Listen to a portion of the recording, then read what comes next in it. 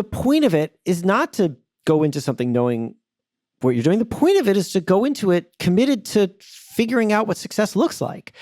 And to your friend who, and not just to your friend, but to your friend as a stand-in for everybody who feels that, right?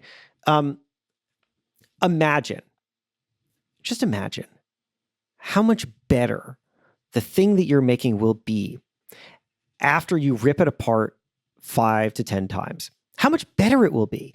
And therefore, the better service that you're providing all the people who are going to read this book, you don't want to give them your first draft. Why would you want to give people just the first thing that plopped out of your mouth? That's not good enough for people. You need to, I think about this all the time. And you, Sahara, we are asking for the most valuable resource that people have, which is not their money, it's their time. And we better make sure that if someone is going to give us some precious fraction of their lives, that we are investing our own time first in making sure that their time is well spent. And that means that we don't just blow through a thing and then put it out into the world because we don't want to do it again. We instead must step back and think, what do I owe the people who are going to spend time with me? And what I owe them isn't perfection, because that's not possible, but it is the product of me being humble enough to know that the very first idea that I have for them cannot possibly be the best one.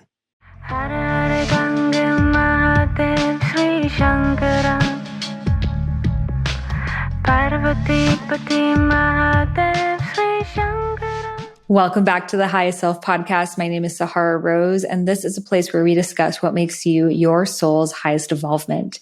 If you don't know me yet, I am an author. I've been hosting this podcast for over 5 years now. And what I really love is to take spirituality and make it modern, fun, grounded, relatable, and actually serve the needs of today's people, because I feel so often in spirituality, we can completely bypass this reality. And the truth is, we are here in human form for a reason. And we are all creators and creatrixes here to live our purposes and raise the vibration of the planet through joy. So this conversation is such a beautiful one because I brought someone on the podcast who you normally would not hear on a spiritual podcast. And this is Jason Feifer, the editor-in-chief of Entrepreneur magazine.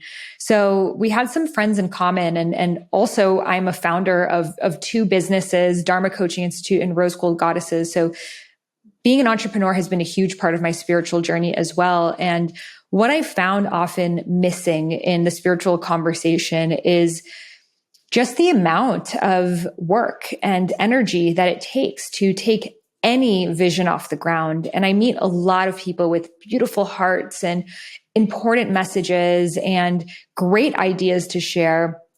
But often what's missing is that action piece, that fire, that energy, and taking things off of the ground and into the world. So I recently read Jason's new book, Build for Tomorrow, and I loved the examples and the stories that he told about how throughout history, we have been so afraid of change. You know, we've been afraid of everything from the waltz. Yes, literally waltz dancing. People used to think was like dangerous and bad for your body. He's going to tell that story. We were afraid of novels. Apparently, it was bad for women's health. We were afraid of riding bicycles, cars, radios, the list goes on. And it was a really healthy reminder, even for myself, because often again, in the spiritual echo chamber, we regurgitate the same kinds of conversations. And, you know, while a lot of the fears can be based in emblems of truth, right? There are shadow aspects of social media and technology, and we don't know everything. What we can see from looking at history is we've always been afraid of the unknown. And often that very thing that we were once so deeply afraid of, whether it was a radio or the waltz or a novel, ended up not being so bad.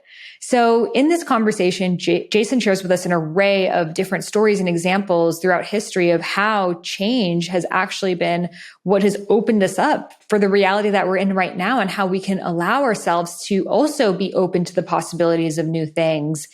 And I also asked him the question of the other side, because a lot of us are spiritual way showers here to build bridges from our unique demographic into a more high consciousness way of being. And so we're often the change that people are afraid of, our families, friends, colleagues. There's a lot of resistance often when we start talking about spirituality. So I asked him, well, what do you do if you're on the end of the change that people are resistant towards you and what you have to share? And he answers that question as well. So this is a really great, refreshing conversation. He has such valuable insight, and I know you're going to love it. So without further ado, let's welcome Jason Feifer to the Highest Self podcast.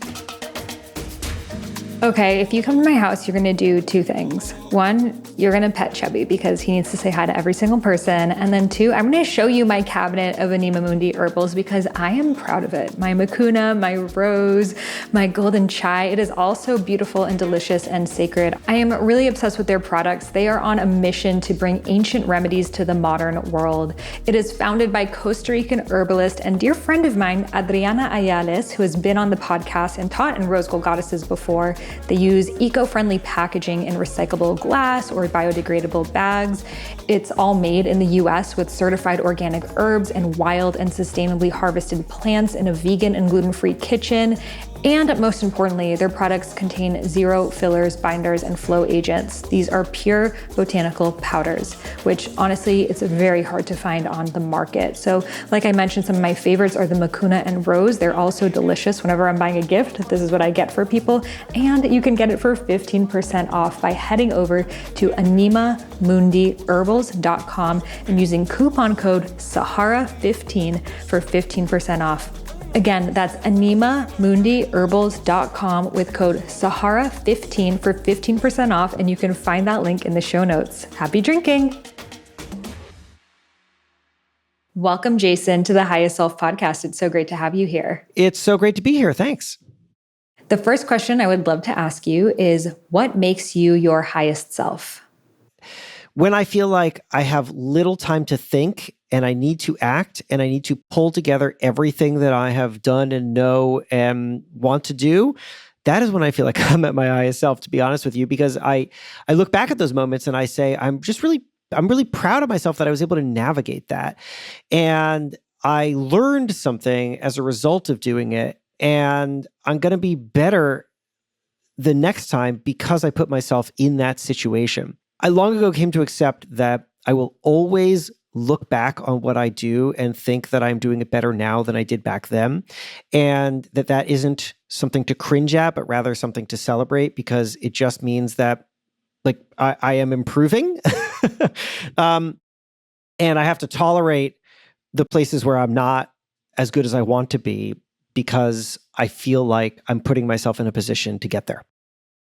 Totally. I mean, if you're not cringing at yourself 3 years ago, then you're not growing, like there isn't anything shifting. I go back, I listen to my first episodes of the podcast now almost 6 years ago, and I'm like, who is that person? But thank God, right? Because if I hadn't started then, I wouldn't be where I am now. And I'm sure I'll be re-listening to this one day like, what was I thinking? Totally. So I was interviewing Ryan Reynolds for the magazine, and he said this thing I really love. So, Ryan, actor, obviously, but then also owns this ad agency called Maximum Effort, and then Aviation Gin and Mint Mobile. And so we were talking about the transition into learning how to do those things. And he said, to be good at something, you have to be willing to be bad. And I loved that, because oftentimes we think, I better be good at this to start. I better feel competent. And I think people quit often because they are not living up to their own set of expectations for themselves. And what Ryan's point is a really powerful one, which is that no. Actually, nobody's good at the beginning. So the thing that separates people isn't whether or not you're good at the start of something, but rather whether or not you are able to tolerate being bad for long enough to get to good, because most people can't. So simply being able to tolerate being bad is a kind of superpower. It's a weird way to think of it, but I try to hold on to that when I'm being bad. Totally, because so many of us, we hear ourselves singing or dancing or even writing or whatever else the thing is. And we're like, I suck at this. It must not be one of my natural gifts. And I think that that's one of the hard things because yes, we do have kind of natural predispositions towards some things for sure, but that doesn't mean you're going to be great at it. I'm sure Adele wasn't perfect the first time that she sang any of her songs, even though she has the gift of a voice. So I think that's one of the hard things. And, even stepping into our purposes, we think, oh, well, it has to come so easily to me. Otherwise, it must not be related to my purpose.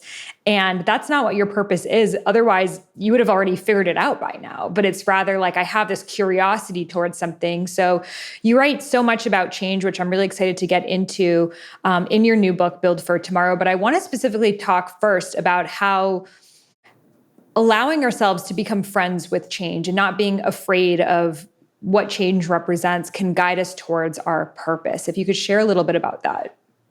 Yeah.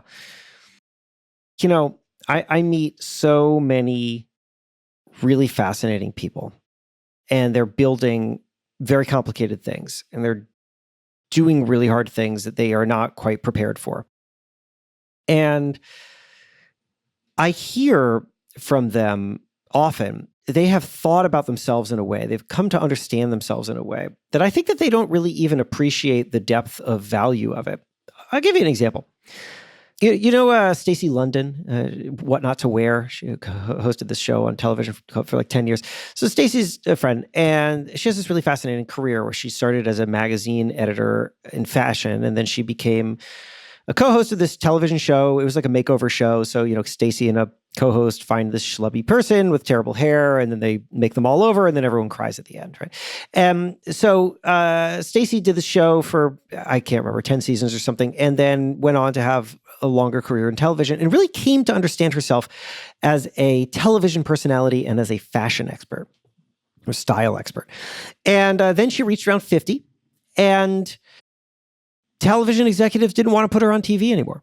And that was not just a blow to Stacey's ego, but it was a blow to her identity because she understood herself to be a television personality. And if she is a television personality and she is not on television, then what is she? She's nothing. And around that same time, Stacey had become a beta tester for a company called State of Menopause. They make products that help women with menopausal symptoms. And she was very enthusiastic about it. And then the parent company called her and said, hey, we're actually looking to offload this brand. Would you be interested in buying it and running it? And Stacey says, no, not interested in that because she's a TV personality. TV personalities don't buy like product companies and run them. This is not what she does. But then she forced herself to step back and she asked herself this question. This is her words. She said, what is my kernel of truth? And what she came to realize is, you know what? I am not a fashion or style expert. I am not a TV personality. I am a person who helps people with their self-esteem and their sense of self. And once she realized that, she unlocked all this growth and potential because she realized that she could do that in any number of ways. TV was just one way that she was doing it for a while, but now she could do it in this other way too. And that's the transformation that I see people having gone through, is that they can articulate in a very simple, small way, a sentence, a concept, an idea of who they are that is detached from the day-to-day things that they do. Right? It's not tied to their tasks. It's not tied to their work. I pushed myself to come up with something for myself. I came up with this phrase. I tell stories in my own voice. And it's an important phrase to me because I could say, I mean, look, I one of the primary things that I do is I am the editor-in-chief of Entrepreneur Magazine. I've spent the majority of my career in magazines.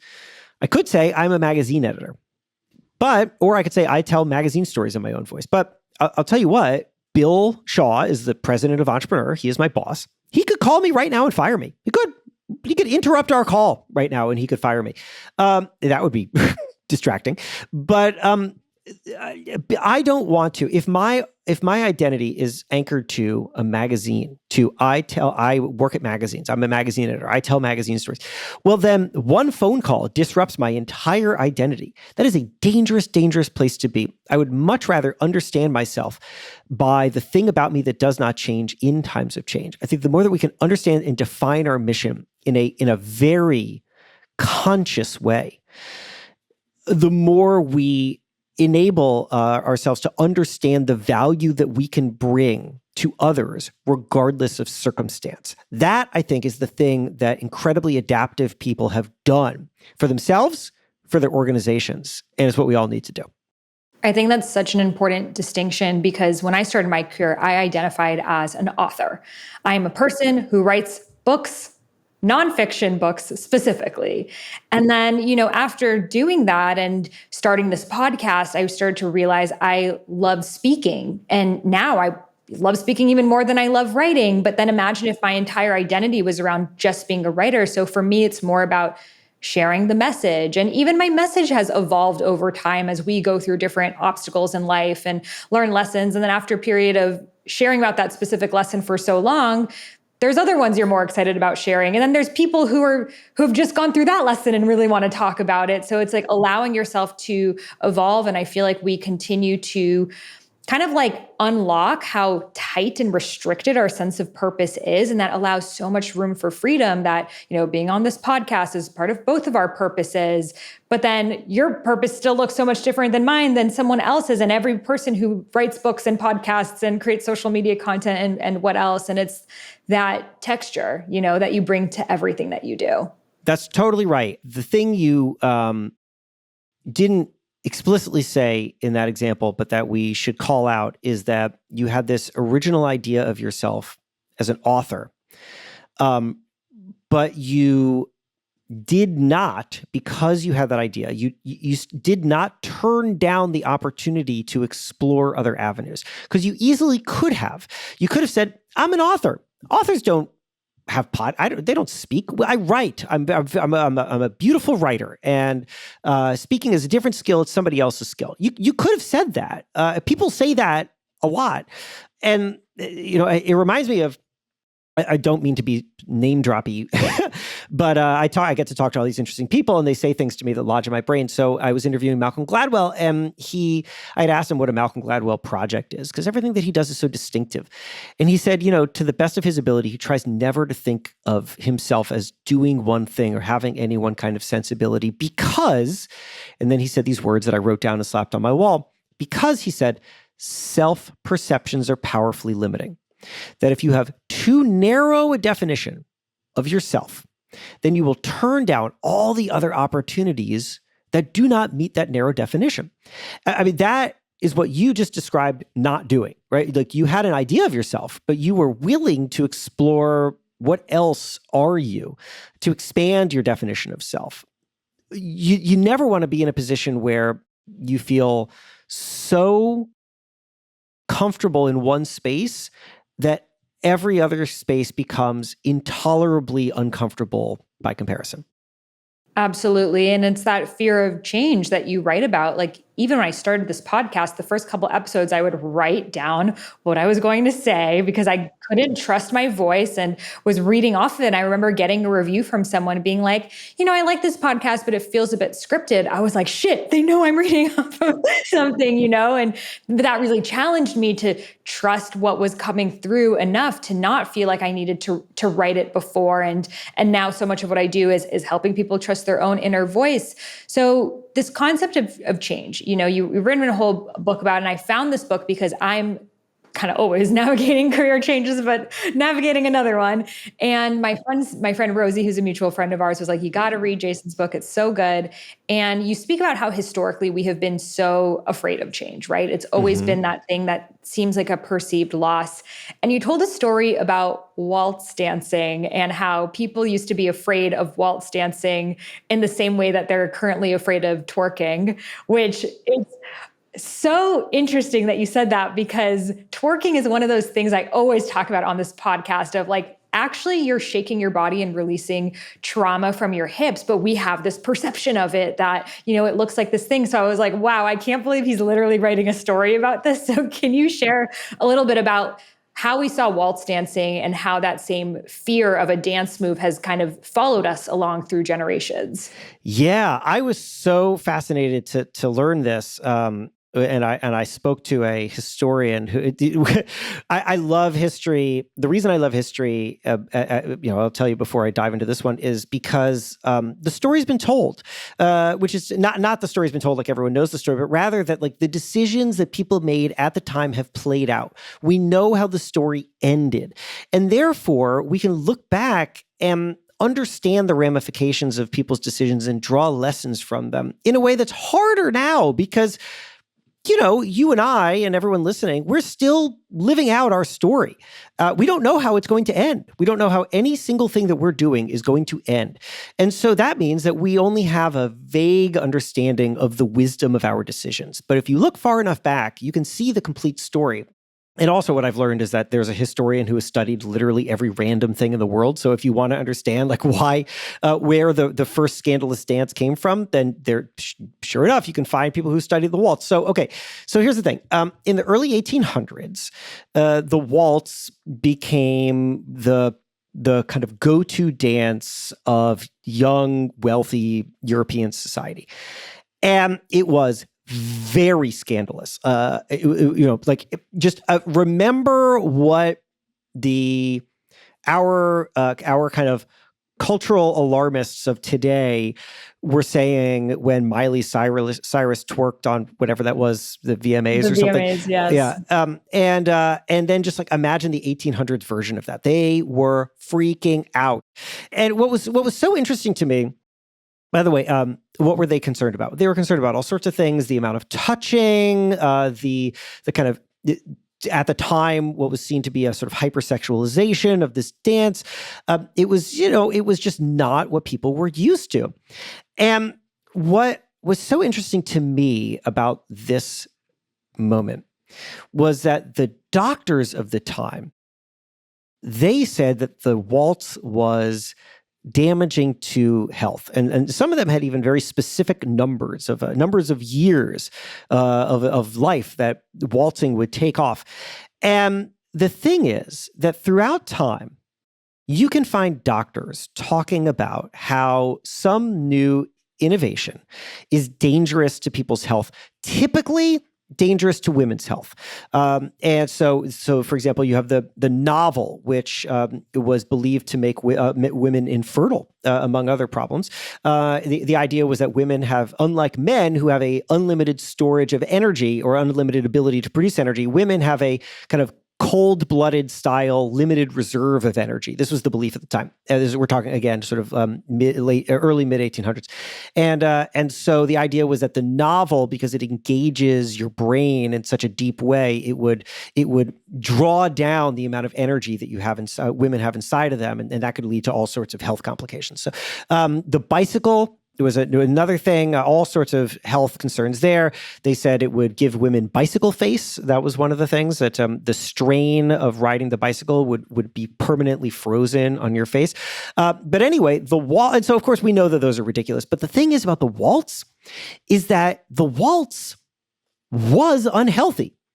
The thing is that it just wasn't unhealthy in the way that the doctors understood it. So doctors were seeing people who were waltzers also develop health issues. And they diagnosed the problem incorrectly. They believed that the waltz itself, the dancing, the spinning, the movement, that was the thing that was unhealthy. That wasn't true. Here's what was unhealthy. So first of all, we're in a time in which people don't really understand ventilation. So we're in closed spaces with no good ventilation. Then you don't have electric lighting, so you have gas. And so gas lighting is pouring noxious fumes into this unventilated closed space. Then you also have these. They were dancing on. I think it was called a crash cloth or something like that. Anyway, it was like a rug, but a rug that would kick up all this dust and and dirt into the air as people danced on it. And then of course people are dressed in this incredibly restrictive clothing. So yeah, you better believe that combination of things was actually damaging to people's health. But you look back and you say you zoom out and you say, okay, we're misdiagnosing the problem. The problem isn't the waltz. The problem is everything around the waltz. And this, I think, is, I like to call this the 1% problem, right? Which is to say the waltz was like 99%, or I call it the 99% problem. I forget what I called it. But anyway, the thing is, like, the waltz was 99% there. It was a good dance. It was engaging. There was nothing harmful about it at all. But the problem was the circumstances in which the waltz was performed. And this is something I think we need to apply to everything that we're reacting to today, where sometimes we say, this terrible thing is happening, right? Like, social media is damaging everybody. Just this sheer interaction with it is. But no. Why don't we start to pick it apart and understand what is good and what is bad, and what can be fixed, and what is inherently good and what is inherently bad, and how can we separate them out so that we don't start to react to every single new thing as if it is bad simply because it is imperfect. That's a damaging and dangerous way to look at new. So in my own spiritual journey of really honoring the sacred feminine energy within me, I realized that we're not all the same, and we all have different pathways that we can take that I put together in creating 5 archetypes, which I call the rose gold goddess archetypes. They are the embodiment queen, the womb whisperer, the intuitive oracle, the expressionista, and the joy priestess. And I've put together a free quiz so you can find out what your unique combination are. So the embodiment queen is the person who's always in her body, dancing, moving, very connected to her nervous system. The womb whisperer always knows where she's at in her menstrual cycle and probably has a yoni steamer in her bathroom. The intuitive oracle has 3 oracle card decks on them, a pendulum, and knows about their past lives. The expressionista is creating art through everything, through singing, dancing, writing poetry. Everything for her is an opportunity to create art. And then we've got the joy priestess who wants to laugh, dance, and not take herself super seriously. You can find her doing karaoke at an improv class or twerking it on the dance floor. You can guess which one I am. So you can head over to rggquiz.com to learn what your unique rose gold goddess archetype is. Again, that's rggquiz.com, and you can find that link in the show notes. And I've created custom graphics that you get in your results so you can share which rose gold goddess archetype you are. I'm super excited to see.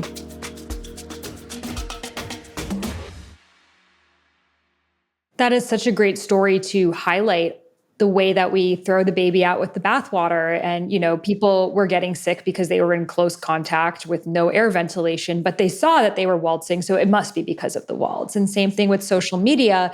Yes, there is a rise in anxiety and mental health, and people are on their phones more than ever. And there are some correlations, but could you say that's all because of social media? Like, what are they doing on social media? And even social media is just a reflection of human consciousness. So is bullying really new? No. Is comparison really new? No. Is jealousy really new? No. Is distraction really new? No. It's just taken on a new shape and form. And I love another story that you shared about how people were afraid of the radio when it first came out. So can you talk a little bit about that and our transition of music? Oh, yeah, sure. So, right. And before I do that, let me just pick up on that thing you just said there, because it's really, really important, right? So you made this really great point, which is like bullying isn't new. We talk about bullying online, and we blame that bullying on the way in which people connect online. Now, let's be clear. Bad things can happen online, not dismissing any of that. People can have very negative experiences online. But if you want to solve a problem, you cannot simplify the problem. Right? If you simplify a problem, you are inhibiting your ability to come up with meaningful solutions because you're not allowing yourself to understand the full complexity of a problem. So if you believe that bullying can be solved by getting people off of social media, well, then I will tell you what you're going to do. You're going to create problems, and you're not going to solve the one that you set out to solve, because bullying isn't a product of social media. Social media is simply an avenue through which people bully. So we have to dig deeper and understand a true root of the problem, which, yes, can include trying to understand how people can interact better with social media. But if you only focus on, if you said, if we could just throw Mark Zuckerberg in jail, then like bullying would go away. Well, you will never solve bullying. And we need to understand this for anything that we solve, that we oversimplify problems. And when we do that, we cannot start to conceive of real solutions. You asked about the radio. So here's the thing. The challenge that we have is that we equate change with loss. So something changes in your world, in your life. And the very first thing that you do is that you think of all the things that you're going to lose. And then because you want to know what's going to come next, you start to extrapolate the loss. You start to say, well, if I lose this thing, I'm going to lose that thing. And if I lose that thing, I'm going to lose that other thing. And the more you start to do this, the more you start to feel a total panic, and you block yourself from doing the thing that you need to be doing, which is to see gain, to see how the thing that is happening to you can lead to benefit. Because I'm telling you that even though change can create loss, it can. I'm not saying it doesn't. There is gain there too. And a folly that we have is that we spend a lot of time and energy trying to debate whether or not a change should happen when it has already happened. I mean, just what is the point of it? Instead, what we need to do is we need to start to think, okay, this has happened. So what value can come from it? So the story that I like to tell is of when it was actually recorded music technology. So it eventually bled into radio, but record players came first. So Thomas Edison, I think the year was 1877, developed the first phonograph, the first record player. It was originally a cylinder, then it eventually became a kind of record as we know it now. And at first, people found this very confusing, because consider that for all of human history, up until this moment, all of human history, the only way that you could listen to music is if someone was performing with an instrument in front of you. And then suddenly a machine could do it. It was wild. People didn't believe it. They had to be shown that there wasn't like a band behind a wall somewhere. And once they believed that this was real, they loved it. And they started to bring these things into their homes. And this was something that was very exciting to music lovers. It was very terrifying to music creators, because musicians saw themselves being replaced by machines. The leader of the resistance was a guy who I just named a moment ago. His name is John Philip Sousa. Bonus points to anyone who recognized that name when I first said it. He is the composer of all the military marches that we still know today. Da, da, da, da, da, da, da, da, da, da. That's John Philip Sousa. It's the last time I'll sing for you, I promise. So John Philip Sousa saw this not just damaging to his profession, but damaging to the culture at large. And he became the champion against recorded music technology. And he wrote this piece. You should totally Google it. It's wonderful reading. It's called The Menace of Mechanical Music. It ran in Appleton's magazine in 1906. And it makes all these arguments against recorded music, my favorite of which goes like this. He says, if you bring recorded music into the home, it will replace all forms of live music. Because, why would somebody perform live when there's now a machine that could do it for them? And because nobody is now performing any kind of live music at home, mothers will not sing to their children. Because again, why would they do that when a machine could do it for them? And because children grow up to imitate their mothers, the children will grow up to imitate the machines. And thus we will raise a generation of machine babies. This is his argument. Now, think back to what I just said a moment ago about extrapolating loss. Something changes, you equate it to loss, and then you extrapolate the loss. Because I lose this, I'm going to lose that. Because I lose that, I'm going to lose that other thing. That's what he's doing right there. And that sounds ridiculous, but the thing is, we all do a version of that. iPad babies, it just made me think of that. Totally. iPad babies. Oh my God. Right. And we're doing so many versions of this all the time, but we also do it in our own lives draw that down to the most granular experience you've had. I'll give you an example. I show up at work and my company has now changed the internal communication system or whatever. Right. And it's like, oh, well now, I was in a group of people who chatted in this, on this thing. And now I'm not going to have access to that group. And because I'm not going to have access to that group, I'm probably not going to get told the next time that they're working on something. And now I'm going to feel, and actually maybe that's going to change my entire status in the company. And now actually, now I'm going to get kicked out. I'm going to get fired. People do this all the time. I have done this so many times. And Instead, what we need to do is we need to look at every new thing and ask ourselves really 3 questions. Number 1, what new thing are we doing? Number 2, what new habit or skills are we learning as a result? Number 3, how can that be put to good use? Because when we start to do that, we just start to frame the thing that we're grappling with in terms of growth. And we start to hypothesize. I am not here to tell you that you will know the great thing that will come out of some moment of disruption in your life. I don't know. I don't know when it'll come, but I'm here to tell you that it will.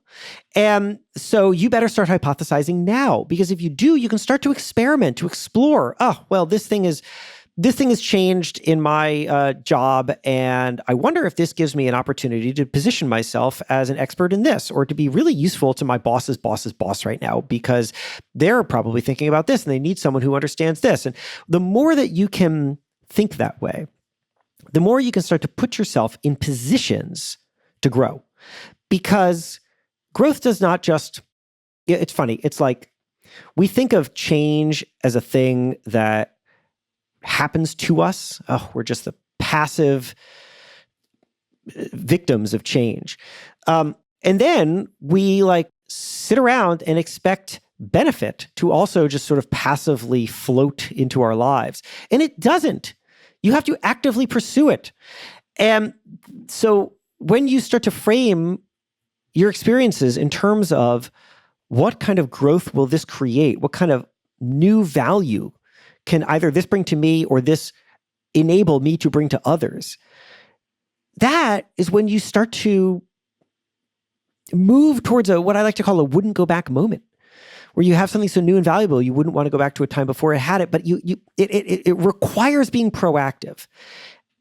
And the starting point of that is understanding that there can be some value in whatever is happening. Doesn't mean that the loss wasn't bad. It doesn't mean that, there isn't sadness. But you have to move towards the benefit because there's just literally no other option.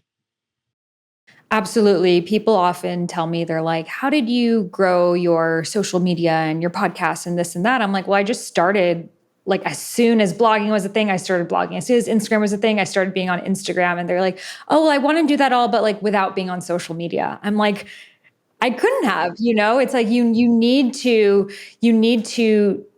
see these new opportunities for what they are, a mixed bag that you can make the most out of. And it's not always going to be easy and it's not going to be perfect, but it's like, how are you going to reach all of these people and do it in your own way and never share anything online with the platforms available for us? So I think it's important for us to exactly realize, well, we want the benefits of change, but we need to change with it. Right. And as people are trying to understand you, they look at your ecosystem that you've created, they need to remember, and this is not just about you, but this is about anybody successful that you look at, you're trying to sort of understand what they did, is that what you are seeing is the result of a selection bias, right? Which is to say, you built some things that are very successful that people engage with. This podcast being one of them, but then there are all the things that you did that weren't successful. And there are a lot of them. I mean, you should name check some of them right now so people can appreciate it. And that's rejected by 30 publishers. Tried starting YouTube projects multiple times, putting things on YouTube, nothing ever happening. I've written 3 books that I've never done anything with. The list goes on. All these business ideas that I'm actually that's not going to work for whatever reason. And who knows? Maybe they could have been my most successful project, or maybe I would have launched them and they would have failed. But yeah, what you see is the result of what has created withstanding, results after lots and change and lots of pivoting. Right, exactly. And that is so important for people to remember, that they're not, it's not just that, oh, you were very proactive and started to engage early on social media platforms. That was a really smart thing that you did. But it probably came on the backs of either missing a lot of other opportunities, right? Or trying them out and just not finding your footing on them. These things that you just listed, that's all part of it too. R.I.P. Clubhouse. RIP. Oh yeah, totally, totally. I know. God, the hours that I spent like building an audience that doesn't matter at all there.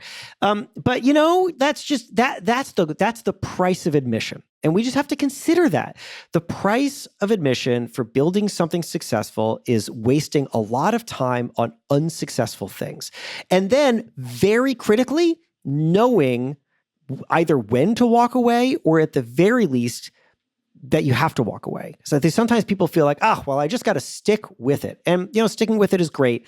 But sometimes sticking with one thing is just robbing you of the time that you could devote to the thing that would work next. And we have to respect that longer journey if we want to build even a few things that are going to last. I love that you named that, because there's sort of this shared belief, or at least marketed belief online in the online business space, of like, just, everything is going to be so easy. And you just like quantum leap into this new reality with like no work. And, and it's not true. Like how many hours we've all wasted on things that have never seen the day of light ever. And that's that cost that I think a lot of people, they're not willing to put in the time into something and it potentially not work. But like even writing a book, it's like you probably write more pages in a book that are not ever published than the pages that are. But for example, a friend of mine, she's writing her first book right now, and she's like, Zahara, something's wrong. They want me to like redo the whole draft. I'm like, of course, it's your first draft. She's like, you mean I have to like redo this? I'm like, probably 100 more times, and she's just like, what did I get myself into? And it's like, that's, we see the shiny book at the end, and we don't see the 100 books that went into that one book. Totally. I mean, I do this for a living. I edit national magazines for a living, and I've been doing it for my career. And when I set out to write this book of mine, Built for Tomorrow, my editor, Penguin Random House, Matthew Benjamin, shout out, he was like, he gave me a really great first project. He said, write the first 4 chapters and then send them to me. And so I did. And then he read them and we got on the phone and he was like, okay, good first try. But these are not really book chapters. These are like kind of long meandering magazine articles. So you need to learn how to write a book because you don't know how to do that. You know how to do another thing. And he was right. And it required me to like not just rip apart those 4 chapters, but really to rip apart my very concept of how I was going to approach this book. I restructured everything. I rethought how I was going to use the information that I had. I sent him another 4 chapters and then we got back on the phone and he was like, all right, well, that's better. And that's the way to do it. And I had to humble myself and say, look, even though I'm ahead of the game in many respects relative to people who don't write for a living, which I do, I still don't know what I'm doing. And that's okay. Because the point of it is not to go into something knowing what you're doing. The point of it is to go into it committed to figuring out what success looks like. And to your friend who, and not just to your friend, but to your friend as a stand-in for everybody who feels that, right? Just imagine how much better the thing that you're making will be after you rip it apart 5 to 10 times. How much better it will be.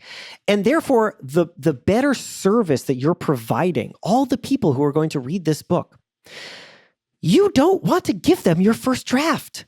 Why would you want to give people just the first thing that plopped out of your mouth? That's not good enough for people.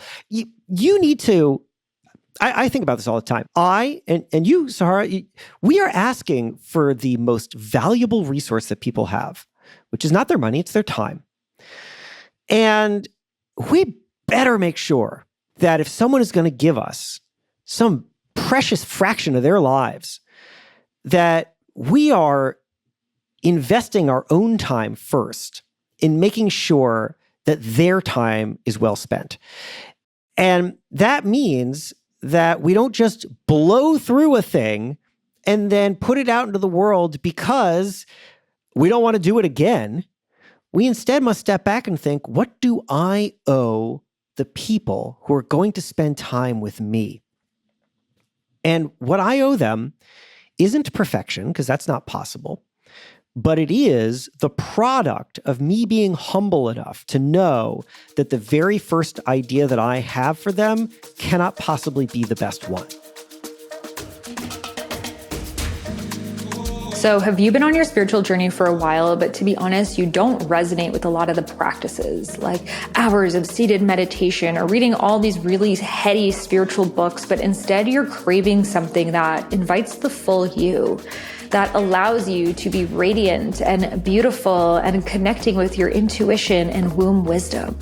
Well, I felt the exact same way on my spiritual journey. I went from spending hours doing really rigid Ashtanga yoga every year, where I actually lost my period for over 2 years and even went into perimenopause in my early 20s, into connecting back with my sacred feminine energy. And this is exactly what I share in my new course, Divine Feminine Embodiment.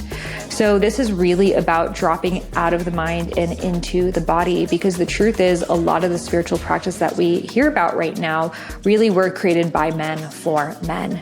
And our culture is very masculine as well. It's very focused on productivity and hustle. And if you're ready to go beyond that and reclaiming your ease, your joy, your bliss, your juiciness, your dance, then this course is for you.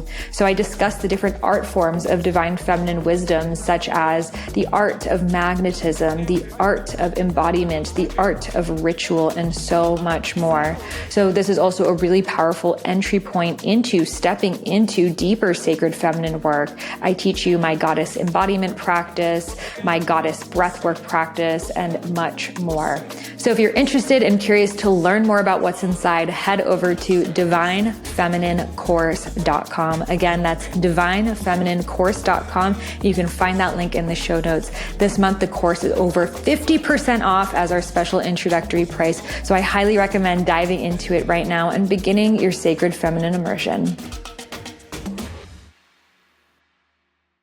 Yeah, and I think with writing a book too, it's in that rewriting that we simplify. I remember when I wrote my first version of, well, it wasn't even called Discover Your Dharma. It had a totally different title and a totally different premise, but what eventually became about finding your purpose, my editor at the time, she kept being like, I don't know, I read this and I still don't know what my purpose is. And I would be so frustrated, like, because I would write all these poetic words that, I'm like channeling through, and she's just like, I still don't know.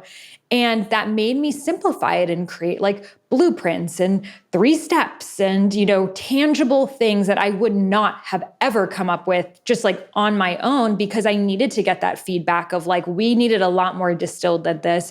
And that's what created these tools that I'm now able to pass along to anyone and like really trust can work. So had I not gone through that refining and questioning and redefining, the book would simply not be this book.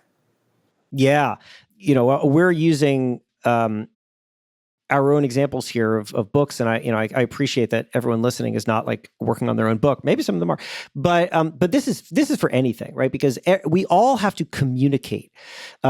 We are nothing if we cannot communicate our value to others, and also if we cannot teach others the things that we know. And to do that, you have to understand where your audience is. Where is the person right now who you are trying to talk to, whether that's anything, any kind of relationship that you're trying to build personally or professionally? Where are they right now? You better go meet them where they are. I think that oftentimes people think it's simply a matter of, right? I mean, you used, and you're right? You talked about simplifying it, right? And that's very true. But it's of course, it's not just a matter of simplifying, which is, I think, something that people misunderstand when they first try to get into any kind of communication, right? Because simplifying is important, but it's not just about simplifying. What it really is about is it's about creating on-ramps, right? Making sure that you're giving people a way into information, and that you are not raising questions that you are not answering. Because if you raise questions that you are not answering, then people are lost.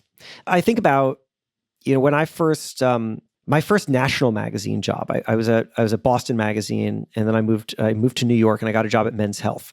And one of my tasks as a junior editor at Men's Health was to edit what was called the 15-minute workout. And the fitness editor, Adam Bornstein, would send me these like exercise descriptions, whatever, get on the floor and do this and that. And at first I was very intimidated because he's the fitness editor. He knows this stuff. I don't know how to do anything at the gym. But then I started to read them and I realized, you know what? My inexperience here, my lack of knowledge about this subject is an asset. And the reason it's an asset is because if I don't understand this, then nobody understands this. And Adam, because he understands it so well, lost track of what people do and do not already know. So if he's going to describe how to do a burpee, he's going to take for granted some parts of this information because it's just so natural to him. He just knows it. And he forgets that other people don't. And so I'm going to read this and I'm going to say, this is raising more questions than attack. What do you mean do that? I don't know how to do that. That raises questions that aren't answered. And so I would push back and I would get it to the point where he was answering all the questions. And I share this anecdote for two reasons. One, to sort of illustrate that point about how to communicate by not raising questions that you can't answer, but also to say, don't be afraid that your lack of knowledge about something could inhibit you from having a meaningful impact on something. It is actually often the opposite, that being the fresh eyes in the room is incredibly valuable because the people who are most experienced at something are also the people with the largest blind spots for what others may need because they've spent too much time in it. I was a great fitness editor because I didn't know jack about fitness. And you can be a great contributor to anything by not bringing expertise, although expertise is great, not knocking expertise, but rather by bringing fresh eyes and a willingness to make value out of everything that you're coming in contact with. Absolutely. And that's why it's so important too, especially lots of people listening to this podcast, they love sharing about spirituality. And we think everyone knows the same jargon that we do. And it's so not true. And sometimes it's helpful to speak to people who aren't in this community and the questions that come up for them. And it's so helpful because it's like, oh yeah, I can't just say, oh, like just tune into your past lives. Like most people are going to be like, what? Like, there's a lot there. So I think it's so helpful to go to people who don't speak your lingo, get them to be your editor, get them to go through your sales pages, get them to read your emails and see if it's landing. Totally. That's absolutely right. Like, because if you go around talking about how to connect with your past life, you've limited your audience to people who know what you're talking about. And there's some people who know what you're talking about. I will admit I am not one of them. But if you want to have a larger impact, then you need to bring in the outside perspective.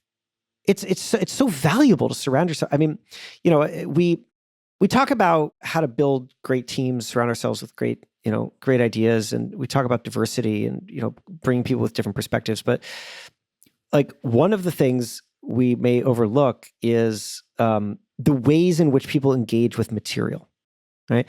It's the ways in which people engage with the thing that you're offering. There is, in the world of spirituality is not any different than any other world. There is something that you're doing for yourself, and then you're going to do it for others and connect with others in degrees. Maybe it's just a few close people with you. Maybe you want to build and participate in a larger community. Maybe you want like you, Sahar, you want to have a much larger impact and reach a lot of people. And as you think about this and navigating through the world, you have to be really mindful of not closing yourself off to the multitude of ways in which people can understand you and what you're talking about. Because otherwise you get yourself in an echo chamber and you stop growing and you start calcifying. It's a thing I fear all the time, that I just start speaking just to one audience. I love that you invited me on here because this is, I mean, this isn't like a pure business show. And I love that. I want to make sure that I understand how to be valuable to so many different audiences, which means like marching it. Just before I did this, I had a call with a guy who his audience is people who build churches. I don't know anything about that, but I loved hearing the way in which he reacted to the things that I was talking about. It gave me an insight into how some of the ideas that I have can connect to people that I hadn't even thought about connecting with. If you're not putting yourself in those moments and not feeling comfortable that you have value, even though you may not know the language in which to communicate that value, then you're ultimately limiting the amount of growth that you have and the impact that your ideas can have.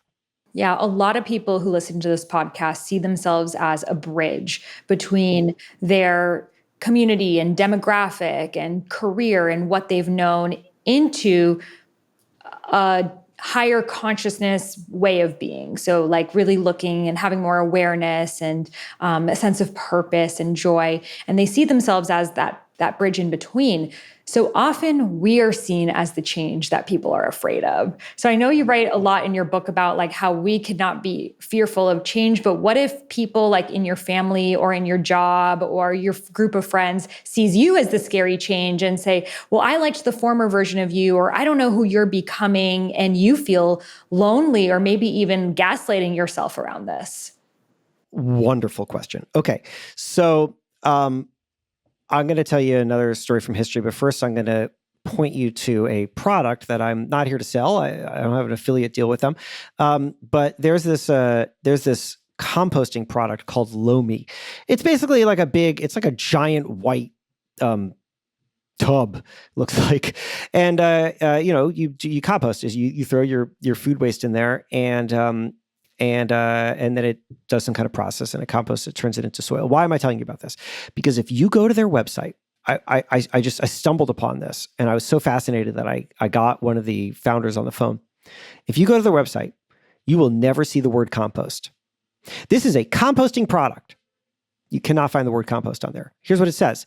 Lomi makes your family's food waste disappear at the push of a button. I don't hear compost.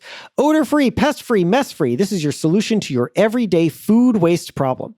So I got the guy on the phone, one of the founders. I said, why is the word compost not anywhere on your site? You make a composter.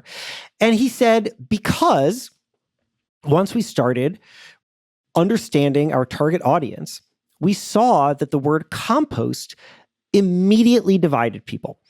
It's not like it's a controversial idea, but rather people just either felt like, oh, I am a composter, or I don't know, whatever, it's too messy. I don't know what that is, right? And so just by introducing that word, you created friction. And he said, well, we wanted to just address a larger way in which people think about this product and about the way that it solves it. And you know what everybody knows? Everybody has food waste. And that food waste stinks. And everybody has that, right? It doesn't matter if you've ever heard of composting or care about composting. Everybody's got stinky food waste.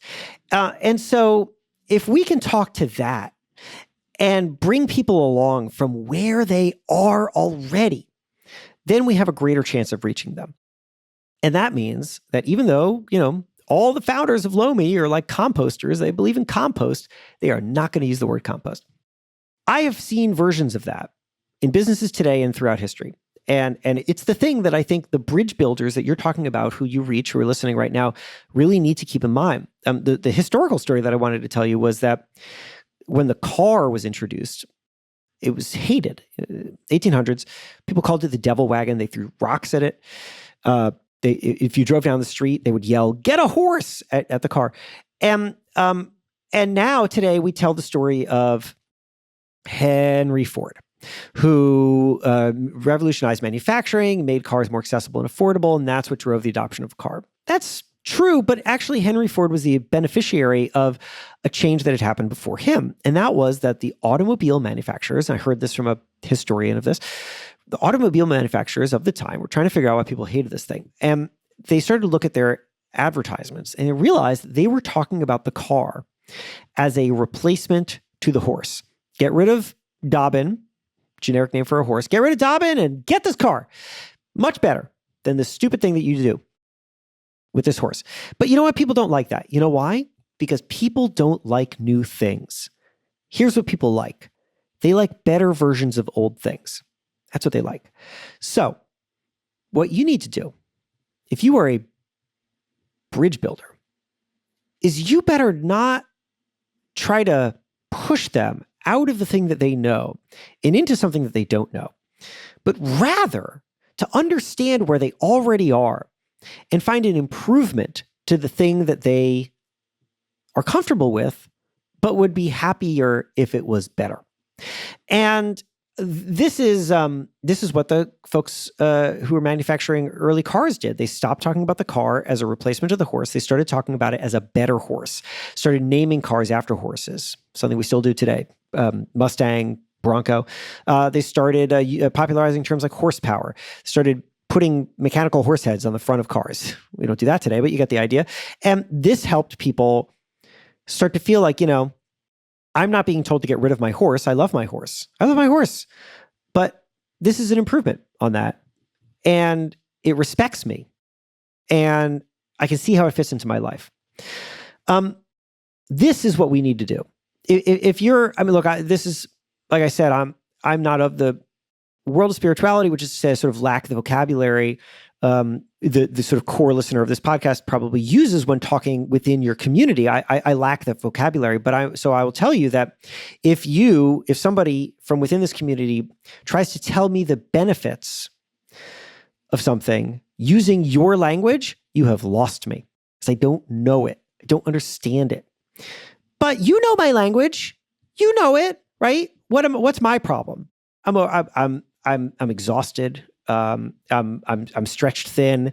I don't take care of myself nearly as well as I should. Maybe I, am searching for a greater kind of purpose in my life. But I might not even think about it in terms of purpose. I might just think about it in terms of what makes me happy.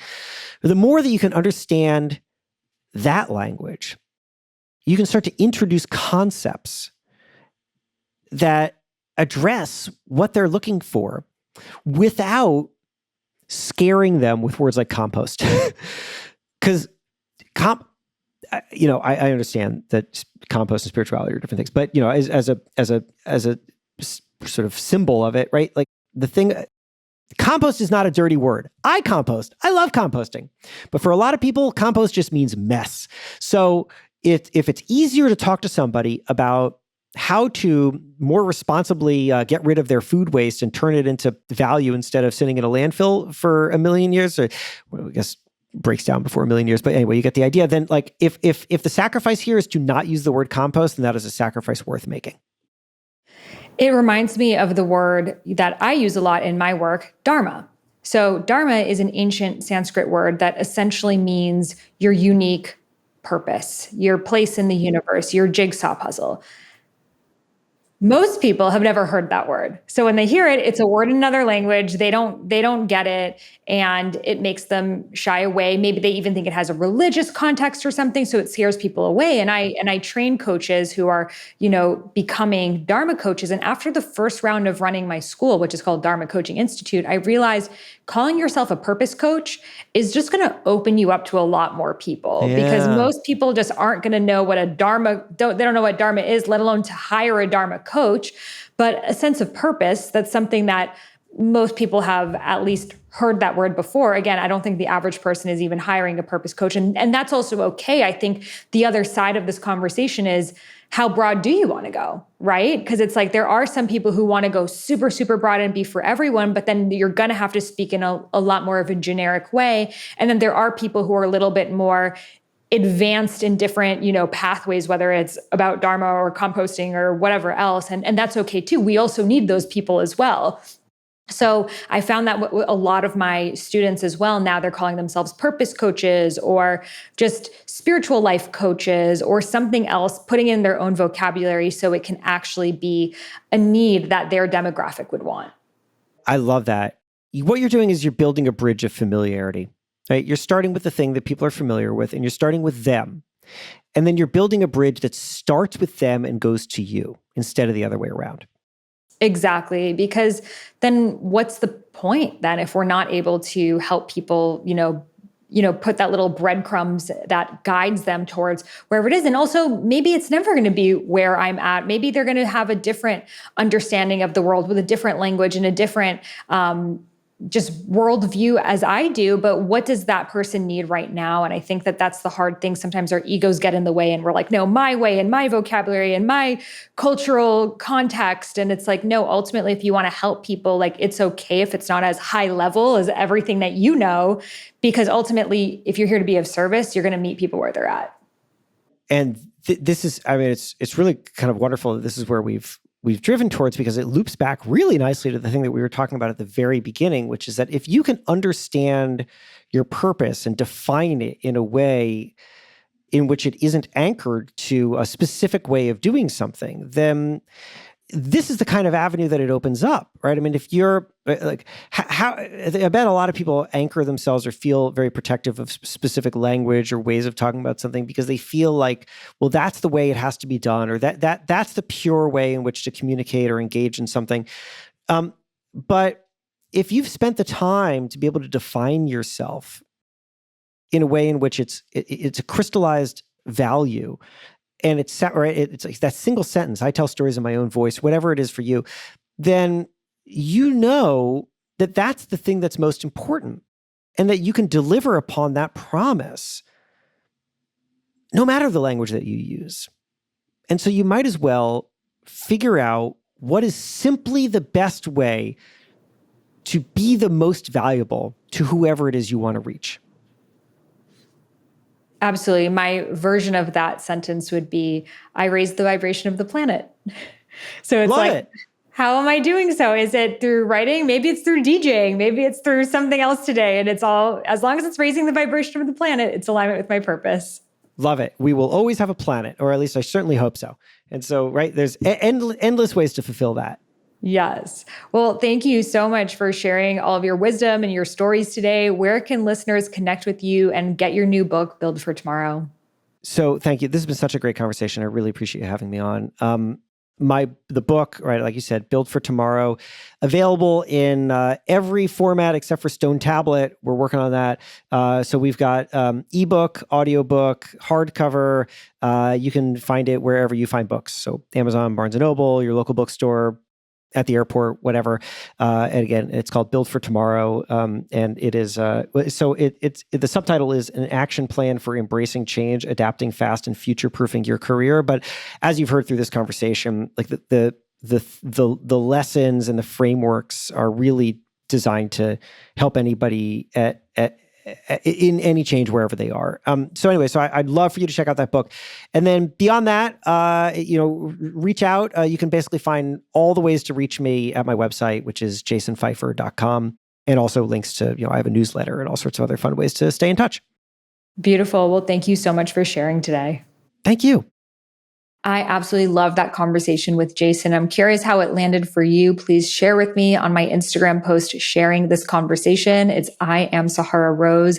I would love to know what your takeaways were, what you received from this conversation, and leave a review. And as a free gift for leaving a review, I will share with you my womb meditation. And this is a meditation that allows you to connect with your womb's guidance so you can really hear the intuitive wisdom that is inside of you. So all you got to do is head over to the iTunes store, write a review, take a screenshot, and send it over to me at sahara@iamsahararose.com. You can find that link in the show notes, and I'm super excited to send you my womb meditation. I hope this episode reminded you of the importance of being that bridge and speaking to new demographics of people who don't know this lingo, and this might be new for them, so we can be of service in helping more people who aren't already in the spiritual community. So I know I feel even more awakened and energized to make my language even more accessible as well, while also holding space for all types of conversations that also pique my curiosity as well, because we can have that balance. So I'm curious to hear how it landed for you. Share with me in the comments, share with me on the iTunes reviews, and I'll see you again in the next episode. Namaste.